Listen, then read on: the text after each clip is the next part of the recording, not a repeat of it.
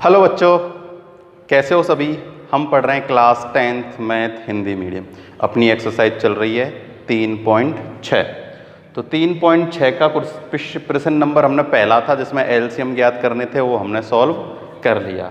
अब हम ज्ञात करेंगे इसका प्रश्न दूसरा, जिसमें हमें क्या फाइंड करना है, हमें एचसीएफ ज्ञात करना है। ठीक है, तो एचसीएफ ज्ञात करेंगे निम्नलिखित व्यंजकों के महत्तम समापर्ती यानी कि मैसे यानी कि एचसीएफ। तो पहला क्वेश्चन है दूसरे का,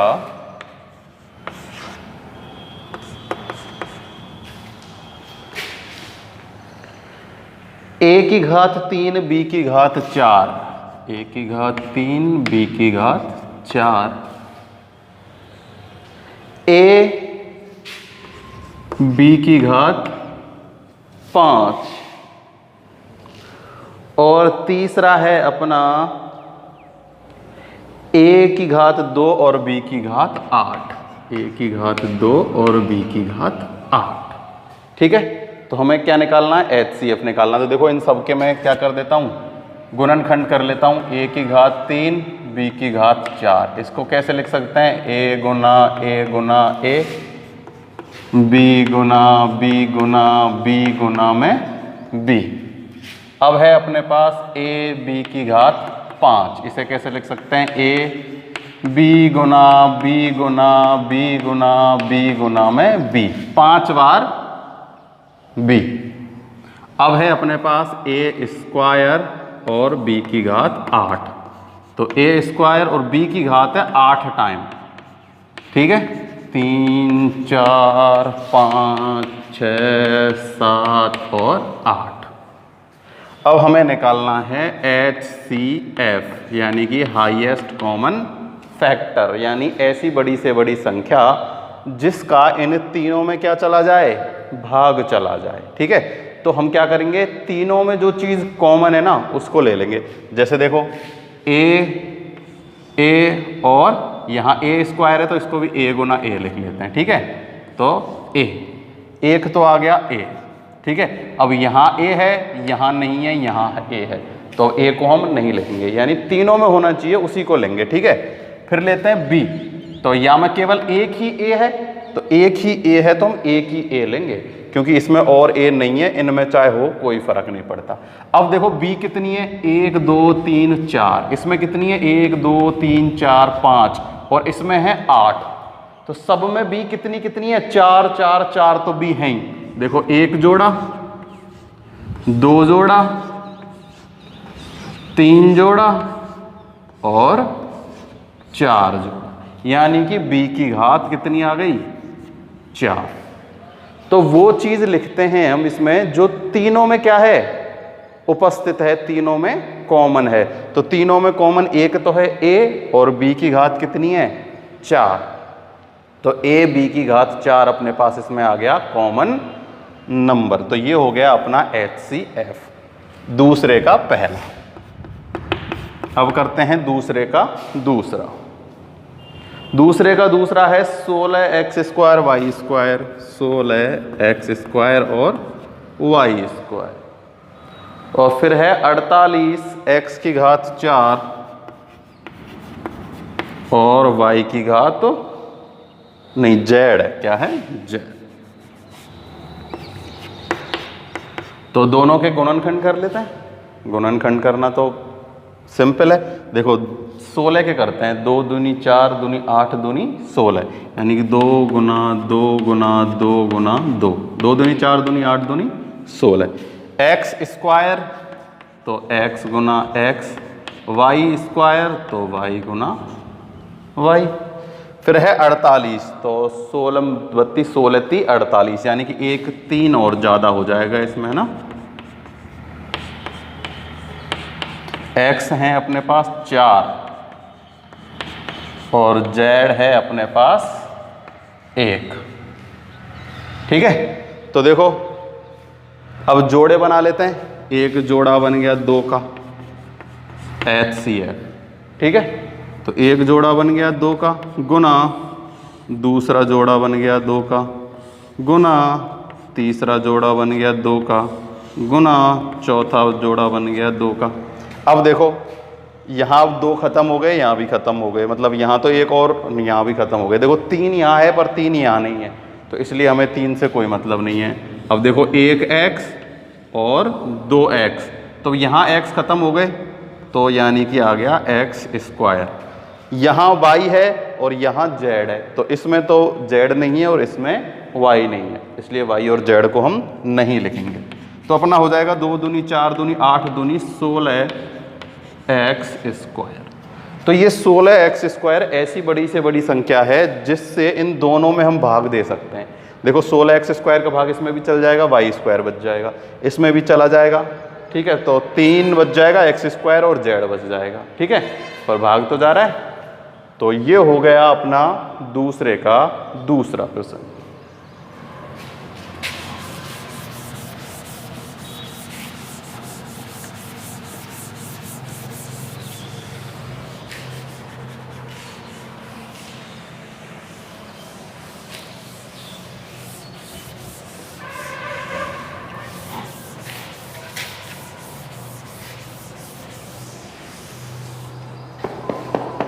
अब है तीसरा। देखो तीसरे में हमको दिए गए हैं क्या, द्विघातीय बहुपद के रूप में दिया गया है, द्विघातीय समीकरण है। देखो x² - 7x x² - 7x + 12। दूसरा है x² + 10x - 10x + 21। और तीसरा बहुपद दिया गया है x² + 2x - 15। x² - 2x + में 15, यही है -15 है। x² + 2x और माइनस के 15, ये तो है प्लस और ये है माइनस, ठीक है। देखो तीनों किस में है अपने पास, बहुपद के रूप में, तो इनके हम गुणनखंड करेंगे। और किस विधि से करेंगे, गुणनखंड विधि से, ठीक है। तो सबको आता ही होगा गुणनखंड विधि। देखो 7 को ऐसे तोड़ना है कि क्या आ जाए, 12 आ जाए। कितना आ जाए, 12x²। तो 7 कैसे टूटेगा, 4 और 3 में, 4 और 3 होता है 7 और 4 तिया होता है 12। माइनस का है 7, तो दोनों को माइनस का लिखेंगे, x² - के 4x - के 3x + के 12।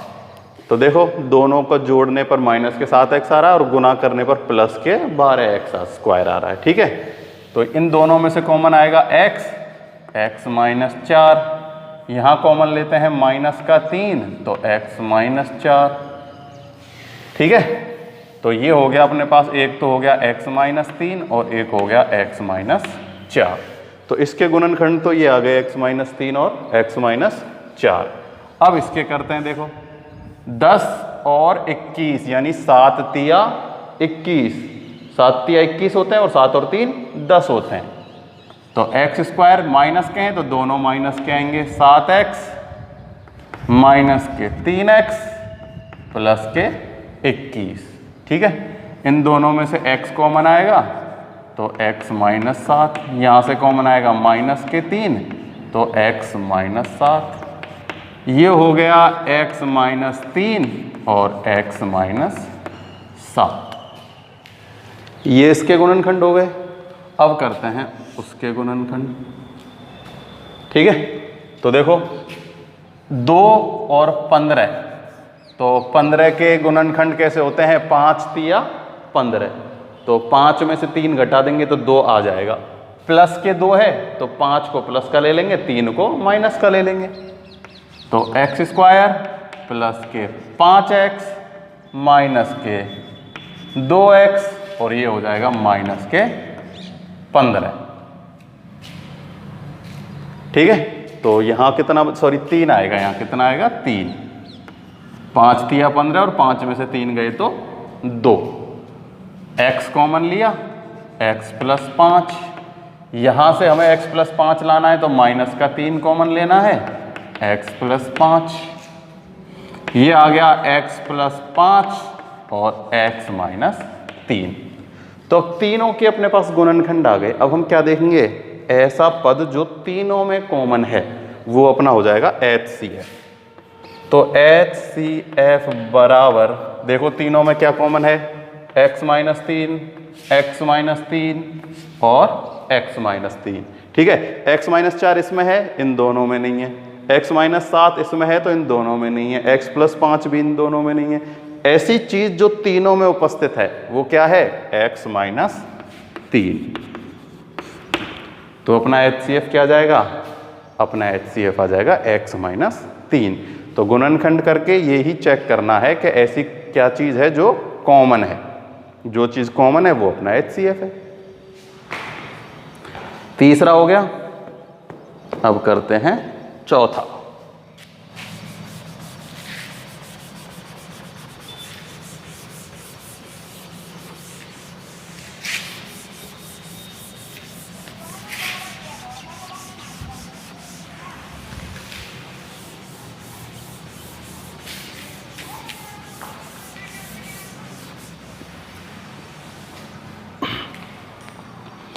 चौथा है x प्लस 3 का होल स्क्वायर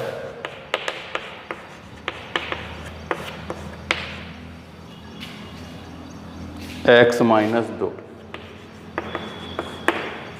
और दूसरा है अपने पास x प्लस 3 और x माइनस 2 का होल स्क्वायर। तो देखो इसमें गुणनखंड करने की जरूरत नहीं है, चाहो तो इसको 2 बार लिख लेना, इसको 2 बार लिख लेना। ठीक है, तो यही है और इसमें कुछ है नहीं। देखो यहाँ x माइनस 3 2 बार है, यहाँ x प्लस 3 2 बार है, यहाँ x प्लस 3 1 बार है। तो HCF में 1 बार x प्लस 3 लिख लेना, क्या आ जाएगा, x प्लस 3। देखो x माइनस 2 यहाँ भी है और यहाँ भी है, यहाँ 1 बार है, यहाँ 2 बार है, तो इसलिए 1 बार लिखेंगे x माइनस 2। ये आ गया इसका HCF। ठीक है,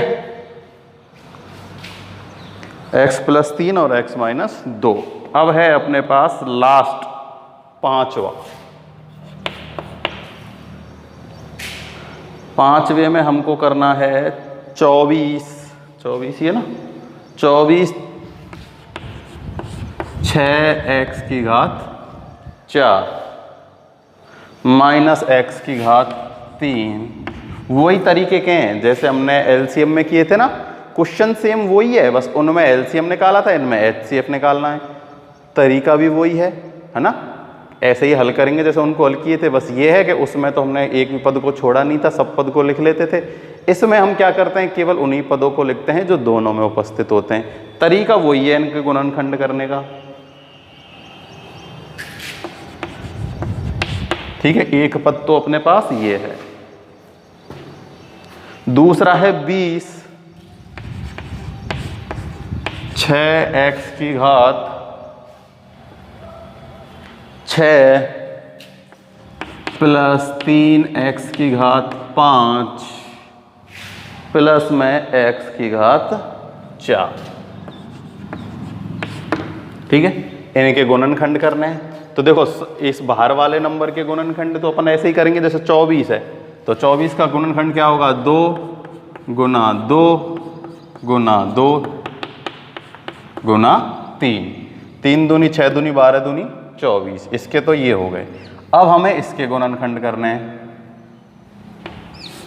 ठीक है, तो देखो एक्स क्यू के ऐसे गुणनखंड करने हैं कि 12x की घात 6 आ जाए, यानी कि 3 6 आना चाहिए ना, तो 3 दूनी 6 और 3 में से 2 माइनस जाएंगे तो बचेगा 1। तो देखो क्या फैक्टर होंगे इसके, क्या गुणनखंड होंगे, 6x की घात 4 माइनस 3x की घात 3 माइनस 2x की घात 3 और माइनस 2x स्क्वायर। नहीं 12 है तो ये 4 तिया 12 होगा। क्या होगा, 4 तिया 12, 4x की घात 3 और प्लस 3x की घात 3। देखो इन दोनों का गुना करने पर कितना आ रहा है, माइनस के 12x की घात 6 और इन दोनों का गुना करने पर कितना आ रहा है, 4 तिया 12 गुना x की घात 6 और माइनस के ही आ रहा है। और इन दोनों को हल करने पर आएगा, ये तो है 4 और ये है 3, तो कितना आएगा x की घात 3 माइनस का और माइनस का। ठीक है, 2 गुना 2 गुना 2 गुना 3। देखो इनमें से जो कॉमन आ रहा है ना उसे अभी हम कॉमन ले लेते हैं, चाहो तो आप बाद में भी कॉमन ले सकते हो। हम क्या कर लेते हैं, x की घात को पहले ही कॉमन ले लेते हैं। देखो x स्क्वायर सब में से कॉमन आ सकता है, तो मैं x स्क्वायर को पहले ही कॉमन ले लेता हूँ बाहर। ठीक है, यहाँ बचेगा 6x की घात 2 माइनस 4x प्लस 3x और माइनस के 2। तो देखो वही जो पहले द्विघात के अपन बहुपद करते थे ना, उसी तरीके से आ गया। अब देखो यहाँ से कॉमन क्या आएगा, इन दोनों में से कॉमन आएगा 2, कितना आएगा 2x, 2x कॉमन आएगा तो यहाँ बचेगा 3x और यहाँ बचेगा माइनस के 2। यहाँ से कॉमन आएगा प्लस के 1, तभी तो बचेगा 3x माइनस 2। तो ये हो गया 2x प्लस 1 और 3x माइनस 2। ये तो हो गए इसके गुणनखंड, और ये अपने आगे चल ही रहा है, इसको ऐसे ही लिख लेना, गुना 2 गुना 2 गुना 3 गुना x स्क्वायर। ठीक है, इस वाले भाग के गुणनखंड हो गए ये। अब करते हैं हम इस वाले भाग के गुणनखंड। तो देखो 20 है, इसमें मैं ऐसे लाइन कर देता हूँ। ठीक है, तो 20 के होंगे, 2 से भाग दिया तो 10, फिर 2 से भाग दिया तो 5 और फिर भाग जाएगा 5 का। तो 5 दूनी 10 और 5 दूनी 10 और 10 दूनी 20। सेम देखो, चाहो तो अभी भी कॉमन ले सकते हो। अगर इन घातों से दिक्कत आती है ना फैक्टर करने में, तो x को यहीं से भी कॉमन ले सकते हो, कोई दिक्कत नहीं है। देखो सब में x की घात 4 कॉमन आ जाएगी। क्या आ जाएगी, x की घात 4 कॉमन। तो मैं x की घात 4 अभी भी कॉमन ले सकता हूँ यहाँ भी। ठीक है, तो बचेगा 6x स्क्वायर प्लस के 3x और प्लस के 1। अब देखो ये तो ऐसे कैसे ही चलेगा साथ, मैं इसके गुणनखंड करता हूँ केवल। ठीक है, इसको बगल में ऐसे कैसे लिखते रहना। तो देखो 3 है और आना चाहिए 6, तो कैसे आएगा, 6 और 3 होना चाहिए यहाँ। तो हमने x की घात 4 कॉमन लिया, तो देखो 3 को कैसे तोड़ें कि उनका गुना करने पर कितना आए, 6 आए, और यहाँ आना चाहिए 3। तो 3 कैसे आ सकता है क्या, देखो 6 को कैसे कैसे तोड़ सकते हैं, 6 को तोड़ सकते हैं हम 6 गुना 1 में, 2 गुना 3 में, पर इनको जोड़ेंगे तो आ जाएगा 5। और किसी में नहीं टूट सकता 6, टूट सकता है क्या, नहीं टूट सकता। तो एक बार क्वेश्चन चेक करते हैं, यही है क्या, अपने पास है 6x की घात 6 प्लस 3x की घात 5 प्लस में x स्क्वायर, तो ये टूट नहीं सकता। ठीक है, तो इसके हम गुणनखंड नहीं कर सकते, है ना। गुणनखंड विधि से तो इसके गुणनखंड होंगे नहीं, क्योंकि ऐसी कोई संख्या है ही नहीं जिसको गुना करने पर तो 6 आए और जोड़ने या घटाने पर 3 आए। तो इसके गुणनखंड यही रहेंगे, इसके और गुणनखंड नहीं होंगे। तो हम क्या करते हैं, कुछ नहीं करते, जो दोनों में कॉमन चीज़ है उसको लिख लेते हैं, HCF बराबर। देखो दोनों में कॉमन क्या है, 2 और 2, 2 और 2, दोनों में 2 2 2 बार है, तो 2 गुना 2 हो गया 4। यहाँ 3 है, वहाँ 3 नहीं है, यहाँ x स्क्वायर है और यहाँ x की घात 4 है, तो x स्क्वायर कॉमन आ जाएगा। 5, तो यहाँ 5 नहीं है, ये दोनों वैसे भी अलग अलग हैं, तो अपना HCF केवल क्या आएगा, 4x स्क्वायर आएगा। ठीक है, क्या आ गया अपने पास HCF, अपने पास HCF आ गया 4x स्क्वायर। क्लियर। अगर गुणनखंड ना हो तो उसको ऐसे ही छोड़ दें, कि छोड़ देना कोई जरूरी नहीं है ना, इसके गुणनखंड होंगे ही नहीं तो क्या करेंगे, कहीं इसमें वो श्रीधराचार्य सूत्र लगा के करने लग जाओ ना। हमें मूल नहीं निकालने, हमें क्या करना है, गुणनखंड करने। तो नहीं होते तो इसको ऐसे ही छोड़ दो और दोनों में जो कॉमन है उसको लिख दिया। तो ये हो गया अपना क्वेश्चन नंबर 2 का 5वां कंप्लीट। अब है अपने पास तीसरा प्रश्न।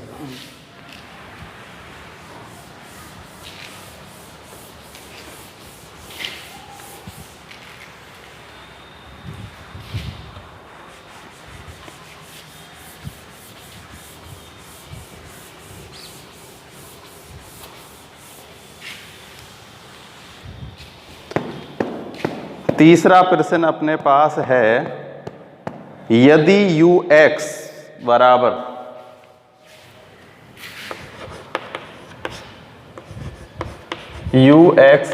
दिया गया है x माइनस 1 का होल स्क्वायर, ठीक है, और vx बराबर दिया गया है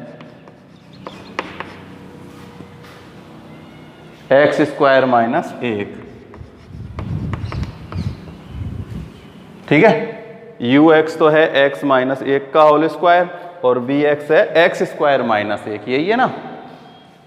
एक्स स्क्वायर माइनस 1 हो तो संबंध LCM गुना HCF बराबर ux गुना Vx की सत्यता की जांच कीजिए। देखो, अब हमें एक नई चीज इस क्वेश्चन में दे दी, उसने दे दिया कि जो LCM होता है ना उसका गुना अगर HCF से कर दें, ठीक है, और जिनके वो LCM और HCF हैं उन दोनों का गुना और LCM और HCF का गुना क्या होते हैं, बराबर होते हैं, ठीक है, बराबर होते हैं। उसके हमें सत्यता की जांच करनी है कि क्या वास्तव में ही ऐसा होता है। तो देखो, होने को ऐसा होता है, LCM गुना HCF जो होता है ना वो UX गुना BX होता है, यानी कि जो ये दो हमें जिनका LCM और HCF निकालना है ना उन दोनों के गुना के बराबर होता है क्या, LCM और HCF का गुना, ठीक है। तो हमें यही प्रूफ करना है कि ऐसा होता है। तो हम क्या करेंगे, इन दोनों के LCM निकालेंगे और HCF निकालेंगे और उन दोनों का गुना करेंगे और इन दोनों का गुना करेंगे और फिर चेक करेंगे कि वो दोनों बराबर हैं या नहीं है। तो देखो, इन दोनों में से कॉमन क्या चीज है। देखो, सबसे पहले तो हम इनके गुणनखंड करते हैं। देखो, ux बराबर है एक्स स्क्वायर माइनस 1 का होल स्क्वायर, यानी हम इसे ऐसे लिख सकते हैं x माइनस 1 और x माइनस 1, ठीक है। वहां है अपने पास bx अपने पास दिया गया है एक्स स्क्वायर माइनस 1। तो देखो, ए स्क्वायर माइनस बी स्क्वायर, एक का स्क्वायर तो एक ही होता है तो उसे हम एक का स्क्वायर के रूप में लिख सकते हैं। तो इसमें सूत्र लगा देंगे हम ए स्क्वायर माइनस बी स्क्वायर, यानी कि एक्स माइनस 1 और एक्स प्लस 1, ठीक है। तो देखो, इधर लिख देता हूं मैं LCM और HCF। तो LCM तो वो है जो छोड़ना नहीं है कुछ भी। तो देखो, x माइनस 1 तो एक बार लिखेंगे और एक बार लिखेंगे x प्लस 1। तो LCM अपने पास क्या आएगा, x माइनस 1 और x प्लस 1। तो कुछ भी छूटा नहीं है भाई, x माइनस 1 एक बार आ गया और x प्लस 1 आ गया। x माइनस 1 एक ही बार लिखेंगे क्योंकि कोई किसी भी को हम रिपीट नहीं करते हैं, क्योंकि इसमें 2 है इसमें 1 है। अगर इसमें भी 2 होते x माइनस 1 तब हम वहां उसको 2 बार लिख लेते, पर यहाँ 1 बार है और यहाँ 2 बार है, तो 1 बार तो इसमें से और ये बचा कुचा ये लिख लिया। और HCF जो है वो जो दोनों में कॉमन है, दोनों में कॉमन क्या है, दोनों में कॉमन है x माइनस 1 दोनों में कॉमन है। तो अब हम क्या करते हैं, LCM गुना HCF बराबर BX गुना UX करके देखते हैं। देखो, और ये बराबर आते हैं या नहीं आते, हमें ये ही वेरीफाई करना है। बराबर UX गुना में VX। तो देखो, LCM है अपने पास x माइनस 1 और x प्लस 1, तो इसे हम एक्स स्क्वायर माइनस 1 ऐसे लिख सकते हैं, और दूसरा है अपने पास x माइनस 1। भाई, इसको हम ऐसे ही तो लिख सकते हैं a plus b a minus b a square minus b, और ये अपने पास x माइनस ए आ ही गया। देखो, और अपन को गुना किस किस का करना है, x माइनस 1 का होल स्क्वायर और x स्क्वायर माइनस 1, यही है। तो देखो, इनका गुना करके देख लेते हैं दोनों का। देखो, x स्क्वायर का गुना किया x से, ठीक है, तो ये कितना आ जाएगा, कुछ रह गया क्या, x प्लस 1 और रह गया, नहीं x प्लस 1 तो इसमें आ ही गया, ठीक है, कोई दिक्कत नहीं है। देखो, ये हो जाएगा x की घात q और ये हो जाएगा माइनस एक्स स्क्वायर, इसका गुना इससे किया तो अब इसका गुना इससे करेंगे तो माइनस के एक्स और ये हो जाएगा प्लस के 1। ठीक है, अब इन दोनों का गुना कर लेते हैं। तो देखो x माइनस 1 का होल स्क्वायर और ये है एक्स स्क्वायर माइनस 1। तो एक्स स्क्वायर देखो ये क्या है अपने पास, x माइनस 1 का होल स्क्वायर है। किसका है? x माइनस 1 का होल स्क्वायर। तो x प्लस 1, देखो इसको चाहो तो हम ऐसे भी कर सकते हैं। देखो अगर ऐसे नहीं होता ना, देखो अगर हम उसको कंप्लीटली लिख लेते हैं, ठीक है, जैसे देखो ये x माइनस 1 और x प्लस 1 और x माइनस 1, इसको हम ऐसे भी तो लिख सकते हैं x माइनस 1 का होल स्क्वायर। देखो दोनों एक जैसे हो जाएंगे, थोड़ा सा ही अंतर है। ठीक है, देखो क्या है, उसको हम ऐसे लिख लेते हैं x माइनस 1 गुना x माइनस 1 और फिर इधर है अपने पास है x प्लस 1 और इधर अपने पास है x माइनस 1 का होल स्क्वायर और ये है x स्क्वायर माइनस 1। ठीक है, तो देखो x माइनस 1 और x माइनस 1 का होल स्क्वायर दोनों तो एक जैसे हैं, है क्या नहीं है? अब अपने पास एक और बचना चाहिए x माइनस 1। तो हमसे कुछ छूट गया क्या? देखो सबसे बड़ी घात लेते हैं तो यहाँ अपने पास एलसीएम आएगा x माइनस 1 का होल स्क्वायर। देखो एलसीएम क्या होता है? Lowest common multiple. तो इसमें इससे हम भाग दे ही नहीं सकते, दे सकते हैं क्या? नहीं दे सकते, क्योंकि यहाँ स्क्वायर है और यहाँ है -1, तो इसलिए यहाँ आएगा ये स्क्वायर। ठीक है, एलसीएम में सही कर लेना, क्योंकि एलसीएम में क्या लेते हैं हम? सबसे बड़ी पावर लेते हैं। सबसे बड़ी पावर लेते हैं तभी तो भाग दे सकते हैं भाई। इसका अगर हम x माइनस 1 के होल स्क्वायर का, उसमें तो हम भाग ही नहीं दे सकते थे, क्योंकि यहाँ तो x माइनस 1 एक ही बार है, बल्कि होना कितनी बार चाहिए था? 2 बार। तो अब हमें इन दोनों का गुना करना है। तो देखो x माइनस 1 का होल स्क्वायर, x माइनस 1 और x प्लस 1, और यहाँ है अपने पास x माइनस 1 का होल स्क्वायर और x माइनस 1। ठीक है, तो देखो यहाँ तो कितना हो गया, ये हो गया x माइनस 1 का होल क्यूब गुना x प्लस 1। ठीक है, तो इसको भी देखो कैसे लिख सकते हैं हम, x माइनस 1 का होल स्क्वायर, ये x square minus b square वाला फॉर्मूला बना दो इसको, x माइनस 1 और x प्लस 1, x माइनस 1 का होल क्यूब और x प्लस 1 आ गया। यहाँ भी देखो ये क्या हो गया, x माइनस 1 का होल क्यूब और x प्लस 1, तो दोनों बराबर आ गए क्या? ये होल क्यूब आएगा, x माइनस 1 का whole cube x plus 1, x minus 1 का होल क्यूब और x प्लस 1। तो ये सत्यता की जांच हो गई कि एलसीएम गुना जो एचसीएफ होता है ना, वो जो दो उनके एलसीएम और एचसीएफ हैं उनके गुणनफल के बराबर होता है। यानी कि एलसीएम गुना एचसीएफ बराबर होता है यूएक्स गुना वीएक्स। ठीक है, तो देखो एलसीएम क्या आएगा? एलसीएम तो अपने पास आएगा x माइनस 1 का होल स्क्वायर और x प्लस 1, और एचसीएफ आएगा x माइनस 1। तो इन दोनों का गुना किया, देखो x माइनस 1 का होल स्क्वायर और x माइनस 1 हो गया x माइनस 1 का होल क्यूब, और ये ऐसे कैसे ही बच गया। यहाँ अपने पास x माइनस 1 का होल स्क्वायर और इसको मैंने अलग अलग सूत्र में लगा दिया, a प्लस बी और a माइनस बी। तो देखो ये तो क्या हो गया, x माइनस 1 का होल क्यूब और ये आ गया x प्लस 1। ठीक है, तो ये हो गया अपना क्वेश्चन नंबर 3 कंप्लीट। अब इसमें अपने पास 2 क्वेश्चन और बचे हैं, चौथे और 5वें, वो हम नेक्स्ट वीडियो में कराएंगे। और विविध स्टार्ट कर देना, विविध के जितने भी सरल से क्वेश्चन है ना, तो आप लोग खूब टाइम है तो आप वो विविध के क्वेश्चन स्टार्ट कर देना, और मेरे को कल ही वीडियो में बता देना कि आपने विविध के कितने क्वेश्चन कर लिए हैं। ठीक है, और कौन कौन से आपसे कहाँ तक हो गए हैं और कौन सा नहीं हुआ है। तो आज के लिए केवल इतना ही है। Thank you.